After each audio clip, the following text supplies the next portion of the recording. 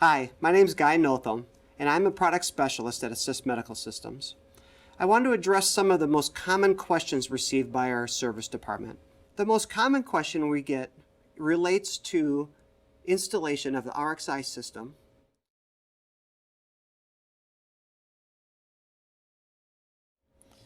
You may notice that on the gray connector, there's a little white arrow. We want to align the white dot on the PA cable to that white arrow. Or another way of thinking about it is to make sure that the white dot on the PA cable is facing the rear of the machine. You let the cable settle in and you work it in, and you should hear the click. The same is true with the PD cable. The white dot on the PD cable will align with the white arrow on the connector. You work it in until it settles in, you should hear the click. Finally, the USB stick connection. You'll notice on the USB there's a fat side and a thin side. We want to make sure that the fat side fits in properly with the USB connector. So by placing that in, it should fit in nice and easy. With my cables connected properly from the RXi to the hemodynamic system, I'm going to go ahead and hit the medic's backplate for pressure. If I don't see that pressure on my monitor and I have my cables connected properly, one thing that could be the problem is actually the hemodynamic output. So let's turn our attention to the hemodynamic system and the output of the aortic pressure. One way we can check the output on the hemodynamic system is with a voltmeter.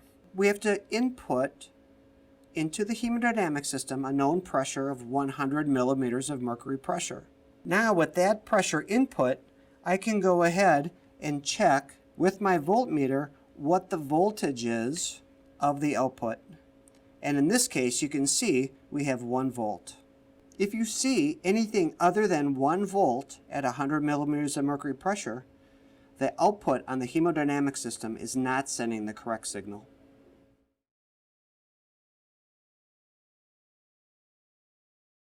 If I input a known pressure into the hemodynamic system using my medic's backplate, and I do not see that pressure show up on my RXi monitor, I have to investigate why that might be. You notice at the top of the screen in the status bar, it now says Connect Aortic Pressure Cable. Connect Aortic Pressure Cable tells me that my PA pressure cable is not connected to the bottom of the RXi. So I have to investigate that and check that piece out. Well, the cable is missing. Here's my cable. I'm going to go ahead and plug it in to the system. I heard the click. I know it's connected in. But now my status bar has now changed from Connect Aortic Pressure Cable to Check Aortic Pressure Cable. Well, that's the other end of my PA cable.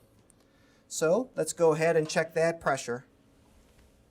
Now I have connected the PA pressure cable, and now my status bar has moved to 0 aortic pressure. With the hemodynamic zeroed, I can go ahead and hit 0 aortic on the RXi. Now my status bar goes to Connect Pressure Sensor, and I can go ahead and check to make sure that the pressure that I'm inputting of 100 millimeters of mercury pressure now shows up on my screen. Because the PA pressure now reads 100, I'm ready to do my first FFR.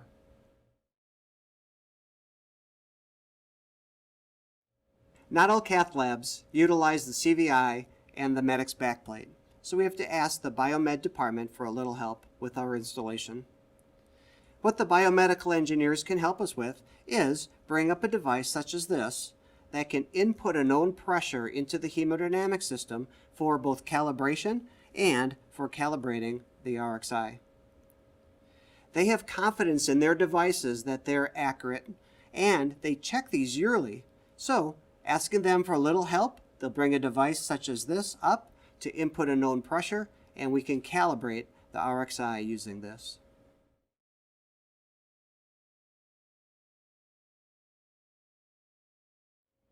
One question I received relates to inaccurate pressure measurements.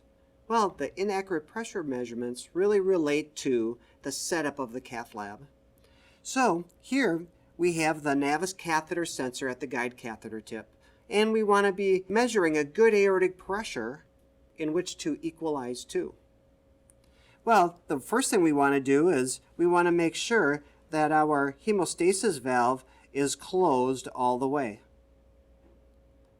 One potential problem with some hemostasis valves is that the Navvus catheter and wire together can open this valve slightly to drop the aortic pressure. So we want to ensure that this catheter and wire are coaxial or aligned with the hemostasis valve. This also relates to when we do a pullback. Once we do a pullback, the physicians are often holding this wire separate from the catheter so they can pull back the catheter. With this difference in this opening, that can leave air into the system that drops the aortic pressure. We want to keep those as close as we can together when we start to pull back the Navvus catheter. So with the Navvus catheter sensor at the guide catheter tip, we're ready to equalize. So we want to ensure that our valve is closed. We have the Navvus catheter shaft coaxial with the wire inside the hemostasis valve. And we always want to make sure that that guide catheter is flushed with saline. Now we'll have a good aortic pressure in which to equalize. It also relates to when we pull back the Navvus catheter sensor after the FFR. If we flush the guide catheter when we equalize the pressures, the only way we're going to get the PD-PA ratio back to 1 is by flushing again. Any difference could be related to contrast in the line.